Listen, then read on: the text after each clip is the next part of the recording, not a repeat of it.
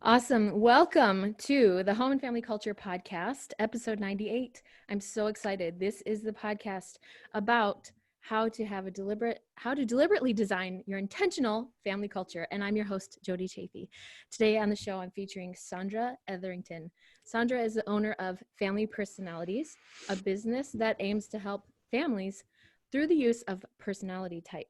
Sandra is MBTI and MMTIC certified and has extensive experience working with families and individuals to help them understand themselves and their children using Myers Briggs personality types. Today we'll be talking about personality typing for better understanding and honoring your child, personality typing for improving communication, empathy, and understanding across the family dynamic. Welcome, Sandra. Hello, Jodi. Thank you for having me. Yeah, I'm so excited to have you and talking about this, because as you know, this is a podcast about family dynamics. It's about, the way that we can intentionally, um, nurture these kinds of relationships and, the dynamics and the feelings that we want to have in our home because, every family has a culture, whether by default or by design. And Sure. most of us are really just kind of on default, right? We're just going, okay, let's just keep putting out fires as they come. I don't really know what to do, And so my goal and my hope is like, no, we want to create some more intentionality so we can get ahead of the game and start responding to things with intention and, rather than reacting, we actually need to be proactive, right? Mm-hmm. I think that's so important. And so I'm excited to have you here to talk about this because I do believe that understanding our children and their personalities, understanding who they are and getting to know them better does allow us to, like we said, we're going to talk about, understanding the empathy and being involved in knowing who they are, right? Yeah. Who should know them better than their parents? Yeah, I'm So glad you used the word empathy because that's a lot of it is if you understand where your child is coming from and how they're processing things, then you can really have true empathy. yeah. So how did you get to know this? Like, what was your inspiration? When did you know that, okay, I want to know and become certified in Mm-hmm. MMTIC? This is like I asked you what that means before the recording, and I was like, you said it's basically the Myers Briggs for children. Yeah, So it's like, exactly. when did you know this is what I want to do and this is my Mm-hmm. inspiration? Yeah, I was originally introduced to the Myers Briggs personality model when I was in the business world, and it's used and found a lot in that world for corporate trainings and teaching people how to work better together on teams. And when I first found my personality type, it just resonated so deeply. And I became really, really interested in it. And I used it in every aspect of my life. And then when I had children and became a stay-at-home mom, I just automatically, as they started growing and I started seeing their personalities bloom and come alive, I thought, I wonder, I wonder if I can tell what their Myers-Briggs personality is and what age that forms. Is it the same when they're a kid as when there's an adult? And I just became really curious in it. And it started as just kind of a hobby and looking into it and reading about it. And then eventually when my kids were a little bit more grown and I started getting that itch, like, oh, I kind of want to go back to work, I thought, well, let me do something that I'm really interested in and passionate about. And so I went out and got all the certifications and here I am. That's awesome. I love that you talked about how, you started out in the corporate understanding this personality type and how it allows your teams to function better. And Mm-hmm. it's like, we're our family, it's our team, right? It's like our ultimate team, Yeah, totally. It's your right? team and going through life together. Yeah. And so I think that it's just as important. Like, that's one of the things that I think is so interesting whenever I talk about culture. People are very familiar with like company culture, corporate culture. And it's like, well, Mm-hmm. our family has a culture that Mm-hmm. I think is really important to also learn how to cultivate. And what you're saying is like personalities helped you to understand, okay, how can we work better together? And then you were able to bring that home and Mm-hmm. have that impact your family. And that's amazing. First of all, the other thing I wanted to say that I thought was really cool, that you said that you watched your children blossoming. So Mm-hmm. do you feel like their personalities, as you have, knowing these things about personalities that you do know, watching your children grow up, did you notice that, I mean, our kids, there's like a theory, children are blank slates. No, they're born, they're developed, or no, you know what I mean? What is your take on that? Like, how did you see their personalities come out? Was it something that you saw? Was it nurture or nature? What was more prevalent? So as far as Myers Briggs is concerned, you're born with your Myers Briggs preferences. It's a certain way that your brain works and that your wiring works, and that stays the same through your whole life. It doesn't mean that you don't grow and evolve within your type, but your type stays the same. Obviously, there's way more to a person than their Myers Briggs personality type. So there's the way you're brought up, and there's different parts of your personality. Myers Briggs only tells you certain parts, and those parts I can't comment on. But I can tell you that my children came out the way they were, and they are completely different from one another, despite being raised in the same home. Yeah, that's awesome. So then, have you, like I mentioned before, and I even posted in like, hey, I'm going to be talking about personalities with Sandra, and I just took a Myers-Briggs personality test. And I mean, I remember when I took it before, I was kind of in like a dark place, and I was like, I don't know if this is going to be accurate, right? Like, how do I know if this is going to be like the way that I want it to turn out? And then when I took it again this week, it was completely different from when that last time. And I don't know if I'm, maybe I'm in a better place, or maybe I've just been getting some more experience. What do you think impacts the results of the scores if they are different from when we've taken it before? Yeah. So the online test, it can be really fun, and it's a fun starting point to understanding your personality type, but they're highly, highly inaccurate. And part of the reason is that it has forced choice questions. So for example, this is not actually one of the questions on there, but one of the things that Myers-Briggs measures is introversion versus extroversion. And so if you think of a question about that, they might ask, it's Friday night. Do you want to go out and party with a big group of friends, or do you want to stay in by yourself and read a book? And that is entirely dependent on your mood, right? The answer for me would be, it depends. Yeah. And so it really doesn't get that middle space. It's just black and white questions, and you really can't get to know a person's personality based on that. But it is a good starting point. Some people do get their types correct on the assessments. And I think over your life, you can get different results because you learn more about yourself and you answer the questions more accurately as you have more self-knowledge too. Yeah. So that's an interesting point to bring up, because if you're trying to evaluate your children, but they don't have a lot of that kind of experience, what are different ways that you can learn or take this kinds of tests or evaluate what would I answer if you don't really have experience to draw on? Are we talking about kids or in general? adults? Yeah, in general. Like, I think that, let's say for kids first. So for example, you're asking your child, like, you want to figure out what their personality is or what they would do in certain situations, but they don't have experience to draw on.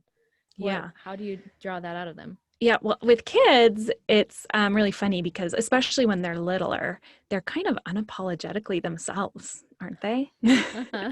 They're not moving through the world trying to please anyone else.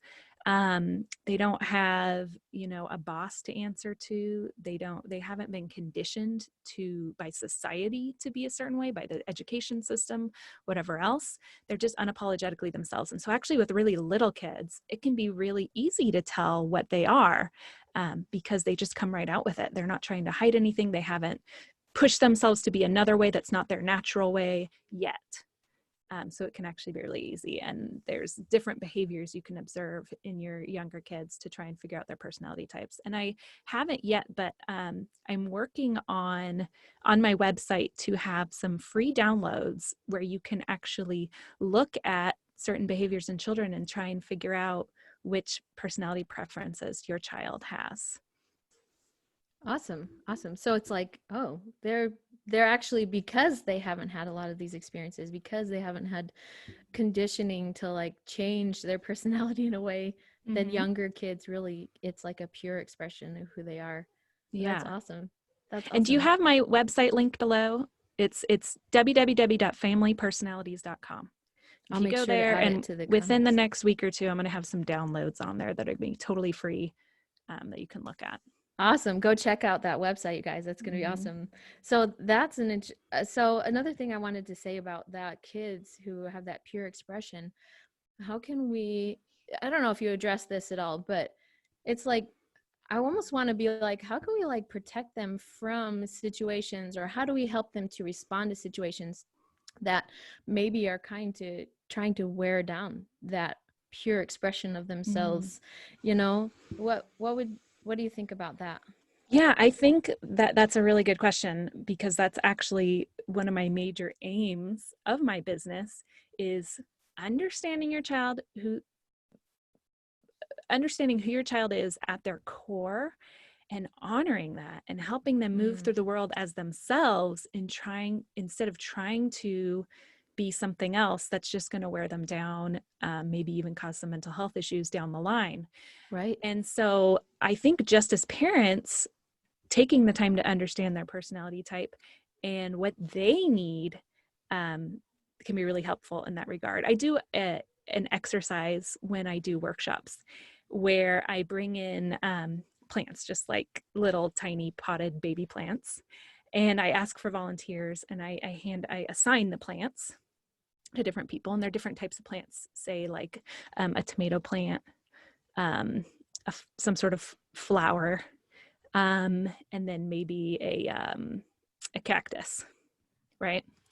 And then I ask everyone, if you could trade for a different plant, would you trade? And usually someone raised their hand like, oh, I have the cactus. I don't want the cactus. I'd rather have the tomato plant because I can eat that. And maybe, the flower says, I'd rather have the cactus because it's less effort to, Right. you don't have to water it as much, whatever. Well, then I draw that parallel to our children. And sometimes there's aspects of our child's personality that, it's hard to admit, but really rubs us the wrong way. We really wish they were different. I can say personally with my son, he's not naturally attuned to other people's feelings, and he's not naturally empathetic. And I just want him to like care about what other people want so much more than he does. Yeah. Right. Yeah. But One like that. think about with the plants, if you had the tomato plant, but you wanted the cactus, what would happen if you started treating the tomato plant like it was a cactus? If you watered it the way you would water a cactus, if you put it in the climate that a cactus lives in, what would happen? Yeah. Luckily, when we draw the metaphor back to the children, our children aren't going to die because we're not honoring their personality type. But they're just not going to be able to fare as well in the world because they're not getting what they need. Instead, you're giving them what you wish they were. Yeah. And so that ties back to personality type very powerfully. Who is your child? What do they need? Not because I feel like when we parent, a lot of people go one of two ways. They parent the way their parents parented and the parents before them parented, and you just kind of pass it down because that's what you're used to. That's what you understand. Or they look at it differently and they say, I don't like the way my parents parented me. This is how I wish I was parented, and you parent that way. But the problem with that, and that's the way I started out parenting, the problem with that is that your children are not you. Like my children are not the same as me, and they do not need the same things that I needed as a child. They need very different things than I needed. So really understanding them and what they need is central to what I like to do. Wow. I love that being able to give them the things that they need. I love that analogy. Like there's a third way to do it. You don't have to just do it the way your parents did, or just try to do what you think you would have liked growing up. It's more of awareness or consciousness of what your children need. So what is your process for figuring that out, who your children are? Do we start with the test? Do we start with these worksheets or these activities? Where do we begin to figure out and learn about our children? The best way to find out either your own personality type or your children's personality type is to work with a certified Myers Briggs practitioner, because as I said with the assessments, they're just inherently not going to give accurate results. So I do work with families. If you're interested in going to my website, www.familypersonalities.com, That's what I do, is working with the children and the adults. You can also, if you just want to start small and you just want to start checking it out, like I said, I'm going to have some downloads on my website. Instagram is a great place to follow me. Instagram.com/familypersonalities. I post a ton of stuff about kids and personality type, and people have a lot of fun in the comments, like, oh, Joshua's like this, but my daughter's a different way. And so you can kind of browse around like that. You can always Google anything Myers Briggs, especially for adults. There's tons of stuff out there. For kids, there's not as much out there, but. Wow. Yeah, I was just going to say, I second what your Instagram is really fun to follow. I like that you were putting, there's different personality components in the Myers Briggs. And like, if your child is judging, then this is what you should give them. If they're feeling or sensing, if they're introvert, extrovert, those different, I like your recommendations for how to, respond to your children and their needs when you found out like, oh, my child they're an introvert, so they can, they're going to need this and that, or, I think that introvert extrovert is pretty well understood as far as, although I think we look at it as, well, extrovert means they're super energetic and introvert means they're shy. I think that's changing, right? More people are thinking, introvert means that they just recharge by themselves, right? It doesn't mean that they're going to be like, no, I don't want to go to that party. They might go to the party, but feel like leaving the party a little sooner and recharging or something like that, right? Right. So yeah, go ahead. So I'm someone who prefers introversion, but I was always mistaken my whole life, and I perceived myself as an extrovert because I love people, and it's really important to me to maintain my friendships, and so I spend a lot of time and put a lot of effort into my social life. And like you said, it has more to do with how you recharge. The best way to think of Myers-Briggs preferences, and there's another level beyond Myers-Briggs preferences, just so everyone knows, it's called the cognitive functions, and that's kind of the meat of Myers-Briggs, the most interesting stuff, but it's easier to stay high level with the preferences. The best way to think of them is handedness. So like, are you right-handed or are you left-handed? Which one are you? I'm right-handed. Right-handed. So if I took away your right hand for the day and you had to use just your left hand all day long, what would that feel like? Really awkward. Yeah, awkward. And if you had to do it for a week, what would it feel like at the end of the week? How would that week feel compared to a week where you got to use your right hand? It would be more challenging. I wonder, by the end of the week, would my left hand become more adapted to doing things? But mostly it would just be a huge learning curve. Yeah. If you tie that to the Myers-Briggs preferences, all of us can use introversion or extroversion. We all have to be human. I mean, you have to interact with the world outside of you. You also have to go inside and think through things and do some introspection. You can't function without doing both, and we can all do both, but everyone has a natural preference for one or the other. And if you think about, if you couldn't use your natural preference one, and if you're using the other one all day, all week, it would probably feel pretty exhausting and frustrating. Be like, I just want to go back to using my preferred function, just like with the handedness. And so that's a really great way to look at the Myers-Briggs preferences. And it's a good way to look at introversion versus extroversion. If I was just extroverting all week long, oh my gosh, I couldn't. I would start getting snappy. I'd start snapping at my husband. I'd be like, I just need some time alone. Yeah. It would be exhausting. Yes.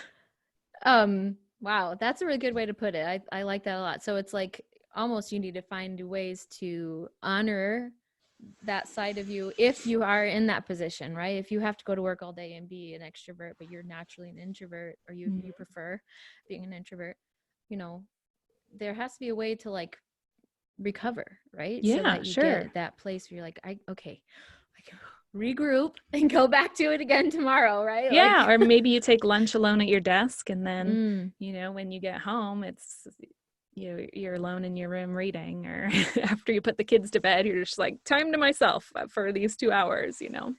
Yeah, that would help a lot. So I love that. That's a cool explanation. So how does that fit with the other components of Myers-Briggs? What are the other ones? Like introvert, extrovert is so well known, but what are the other opposing types Yeah, one of the other ones that's somewhat easy for people to access and understand is the thinking versus feeling one. Mm-hmm.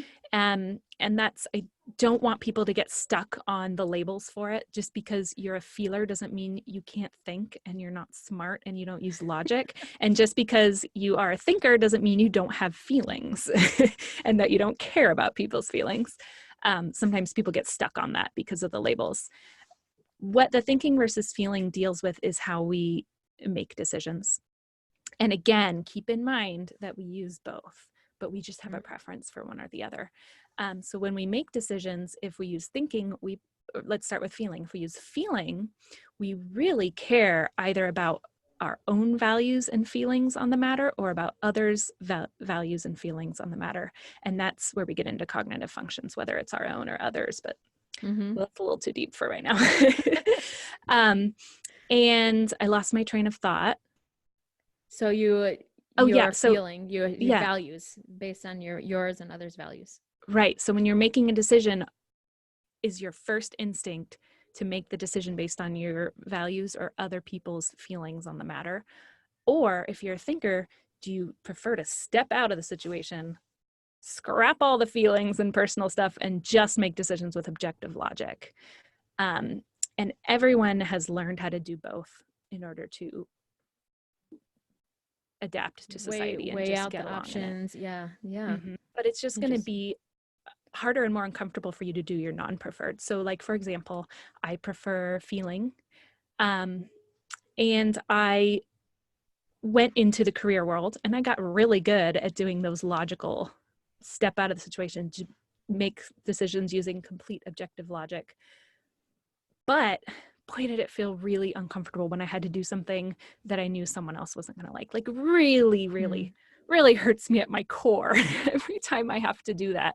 I would much prefer to please the people around me. Like that just feels so much, it just resonates with me so much more. Wow. So then if your child is like a feeler, they're the type of kids that are kind of people pleasers? Is that what Yeah, that they can be means? people pleasers. Uh, Again, there's two different types of feelers. So some of them are more people pleasers. Some are just going with their own passion and their own, like they have kind of, they march to the beat of their own drum. I have my daughter is that kind. Yeah. And your feelers are going to be your really sensitive children. So, and that's one thing I really like to point out for parents, especially if you have parents who aren't feelers or were raised in a way that sensitivity is not okay, which a lot of us Mm. were. We're, raised like, stop crying, you don't need to cry, you toughen up, especially boys, right? Mm-hmm.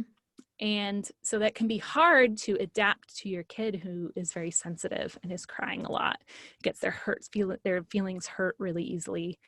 But it's really important to understand that so like when I correct my daughter, if we raise our voice at all, even the slightest bit, she just breaks right down. Mm. And for Uh-huh. her, she's something called an introverted feeler, which is that's one of the cognitive functions. And when there is tension between her and someone else, her automatic reaction is that there's a severing of connection. This person doesn't love me anymore. Wow. That's the core thing that's happening behind that sensitivity. So when you can understand that and clue into that and understand that when I'm correcting my child, my introverted feeling child, I need to touch her, I need to look her in the eyes, I need to say, I'm not okay that you did that. I still love you. I will always love you. And like the constant reassurances of unconditional love are really important for that child. And then there's the other type of feeling, which is me. And when extroverted feeling children, when there's tension, they look at themselves as a reflection of everyone else's opinions.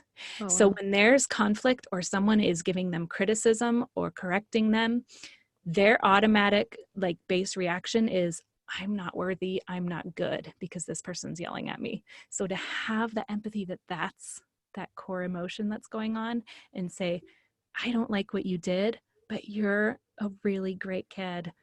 I always love you, those constant reassurances and like the physical touch, the love, just constant showing of love and reassurance is really, really vital for those feeling children. Wow. That's so inspiring because I hear about so many people like, how do I discipline without, or families just avoiding discipline altogether because it's just, we're this helicopter parenting generation of trying to protect our children from everything. But I think that if you understand that correcting and discipline is not, it doesn't have to be this like punishment or this, Right. I'm not trying to destroy my child because of this or that. I just want to help them and correct them. And I like that this approach is very, like you've said, empathetic. It's a very empathetic approach. We want to be able to, take it from their perspective. Could I approach my child so that they know that I still love them, but that we still want to nurture and instruct and guide, Yes. and all those kinds of things, that it's not the end of the world if they did something. And being able to examine our personalities and saying, how did that impact my personality? Because I think sometimes, I mean, I listen to a lot of different programs, and it's like, sometimes we hear things that happen, even if our child has done it, through our own filter, right? Totally. And so it's like, I think it's important as parents to remember that we have our own filters, our own personalities, the things that we see and we hear, that even when our child has done it, to pause and go, okay, what filter am I listening to this through, or something, before responding to what the child has done, so that we can, like I said in the beginning, be proactive rather than just reacting to our own filter and the language that we, or the responses that we hear and want to regurgitate. It's like, no, take a step back. And it's really hard to do. Really hard, because I have things that trigger me, and you have to remember, okay, this is my trigger, this is my problem, this is not my kid's problem, and it's really hard thing to do. Wow, that's hard to do anyway. Okay, so that's awesome though, like, to think about. But how do you do it if you have like multiple kids and trying to keep track of all of feeling, thinking, judging, sensing, introvert, extrovert, what do you have, like some kind of tracking system or some way like to be like, okay, I know my child is that, let me take notes, or I don't know. Well, like, what I have you do is you put their personality type on their shirt, so you always see it. I'm just kidding. Like, all right. No. Some I mean, actually that might actually work for a little bit. I have not ever done that, but what I do is I take people through, and my favorite thing to do is work with an entire family at once. That's not always how we do it. Sometimes we just do one kid who maybe you're having an extra hard time understanding, or just one adult who just wants to understand themselves and their parenting better. But when I get to work with a whole family, that's really fun. That's where I really get excited. And I do like comparison tables between the personality types, so you can compare and you can understand, like, oh, me and my son connect in this way and we have this in common, whereas me and my daughter are complete opposites in this regard. And that can help you put it in perspective, and it'll help you remember, this is how I need to be with this child, this is how I need to be with this child. Wow, that's awesome. So that makes a lot of sense, to just get that ingrained in your head. Oh, we're similar, we're different. And that that's really amazing. Wow. So thank you so much, Sandra, for being on my show, and talking about this is so important to our family culture, that we are intentional, that we are understanding each other and approaching our relationships with empathy and with that emotional intelligence, right? And social intelligence, that we can still approach each other with love and compassion and empathy, rather than always butting heads and going, why are we butting heads? So thank you so much for bringing this to our attention and talking through this with us. And tell us one more time your website so we can go find you, and your Instagram handle. It's familypersonalities.com. And if you're interested in just talking really quick about whether this works for you, you can go right to book an appointment, select intro consult, and you can have a free 20-minute consult, and we'll just talk it through. My Instagram handle is Family Personalities, and I post a ton of stuff on there. It's really fun. Awesome. Cool. Cool. Thank you so much, Sandra. I loved Thank having you. you. Thank you so much for my listeners. I loved having you, and be sure to come and join me every Friday on Facebook at facebook.com/Jodi Chaffee, and come and join my group, and that's facebook.com/groups/family culture strategies, because in the future I will be moving these interviews into my Facebook group. So they will only be available inside of there until I post them out to syndication of, in iTunes and all that kind of stuff. So if you want to catch it live, you got to join the group. Awesome. So I'll see you all inside the group. Thank you so much, Sandra. Thank you so much for your Bye. work and what you do. Thank you. Awesome. And stop recording.